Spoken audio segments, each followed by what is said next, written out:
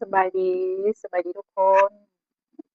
วิลามนมาแล้วเด้อช่องวิลามนมาแล้วเด้อมากินข้าวสวยนะมื้อนี้ก็สิมีผัดบรอกโคลีแล้วก็ดอกขาวกับดอกเขียวเนาะใส่หมูสับหมูกับหมูสดๆเอากินกับข้าวกล้องคือเก่าแล้วก็สิมีนี่ของหวานก็สิมีข้าวโพดแล้วก็มังนัดหรือว่าสับปะรดเนาะมังนัดก็บ่ได้หวานหลายส้มมีรสส้มกินได้เนาะมาเด้อเจ้าสวยแรงจบทีเดียวคือเด้อคือเก่าคือเดิมมากินน้ำกันทุกคนม่วนเก่า เวลานี้ย้านบ่แม่นเวลาเดิมแต่ว่ายังบ่หิวเลยคนก็คักกินเนาะฮอดโมงแล้วก็ต้องกินฮอดโมงกินแล้วต้องกินคันบ่กินหมดมื้อก็ยังได้ก็ยังนึกคอยบ่ค่อยเฮ็ดได้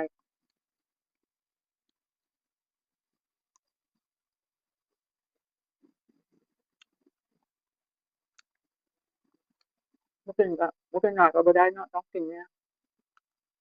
กินกินคาบหนึงนี่แหละ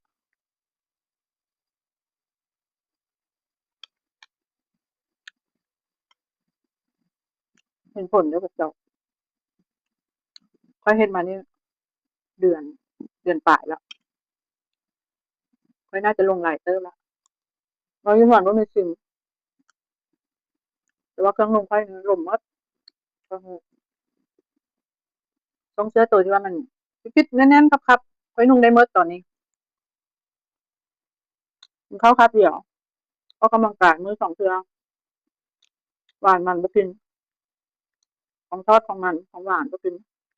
หวานก็ยังน้อยก็ขอเป็นของหวานจักบ้างไหมเนาะแต่ว่าบ่ให้หวานเกินกินได้ยังอยู่เพื่อสุขภาพอยู่เด้อทุกคนไม่ค่อยเข้าหุ่นเข้าหอยแล้วก็สิกินแบบจัดๆจานๆกินเส้นกินนั้นให้พวกเจ้าเบิ่งแหน่แต่ว่าตอนนี้อดตาเบิ่งคนนี้เด้ออดตาเบิ่งค่อยกินพืชกินผักอาหารเพื่อสุขภาพเนาะข้าวเหนียวก็ยังบ่ได้กินข้าวกล้องข้าวกล้องมันก็บ่แซ่บแบบแต่ก็อดกิน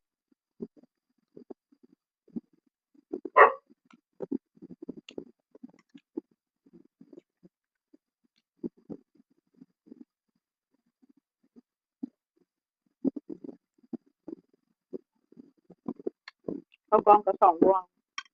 เบิ่งเนาะก็บ่หมดก็หมดมื้อบ่คืนมันเป็นน้ำเป็นฮอดค่ำฮอดนอนเลย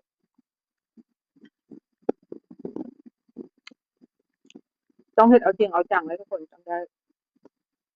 เฮ็ดเล่นๆบ่ได้บ่ได้ผลมีคนมาถามเนาะถามสูตรเฮ็ดจั่งใดคือหลงเขาก็บอกเนาะเขาก็บอกว่าต้องเฮ็ดอันนั้นอันนี้แล้วเพิ่นก็ตอบเขาว่าอุ๊ยเฮ็ดบ่ได้ดอกเฮ็ดบ่ได้ดอกหิวก็มันก็ต้องฝืนตัวเองแหละก็หิวเนาะข้อยก็หิวคือกันข้อยก็เฮ็ดต้องเฮ็ดให้ได้หยังวะข้อยยกจ้อยเนาะเฮ็ดบ่ได้ก็บ่จ้อยบ่ลงน้อยท้องแต่ก็ใหญ่อยู่นั่นแหละ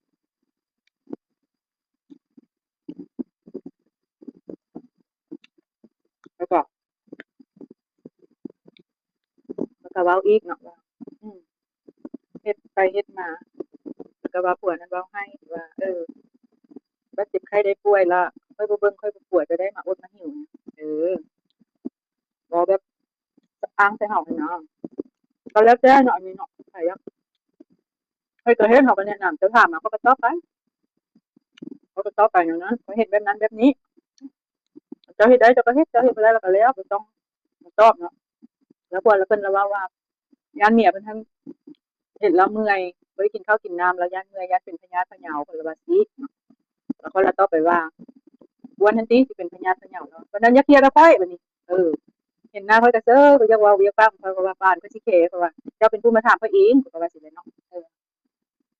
บ่ไปแขเขาเขาว่า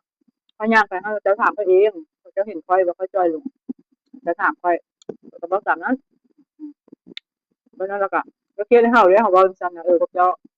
อย่าเครียดเขาก็ว่าคนบ่มีการศึกษาอะไรแบบนั้น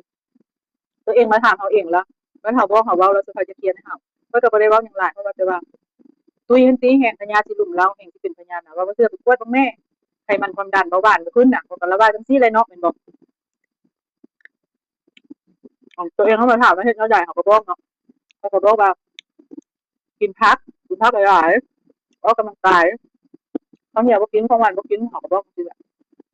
เพิ่นว่าโอ้เฮ็ดบ่ได้ดอกเป็นจั่งซี้เมื่อยเป็นวินเป็นเวียนก็แล้วแต่เจ้าเรื่องของเจ้าอันนั้นมันบ่แม่นเรื่องของข้อยข้อยถามข้อยเขาก็บอกเป็นอย่างนั้นเนาะเฮ็ดบ่ได้แล้วก็บ่เฮ็ดก็เว้นต่อไปแม่นบ่ทุกคน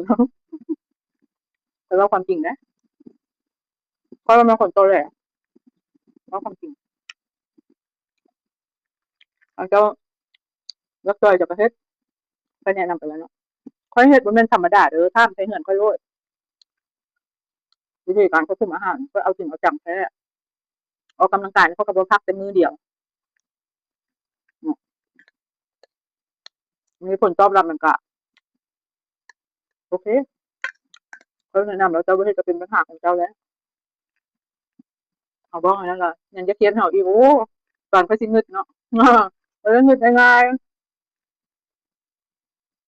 บ่สนเขาเว้าแล้วมาเคียนให้เฮาตัวเองเขามาถามเนาะบอกบ๊ายบายแล้วทุกคนคลิปหน้าเจอกันใหม่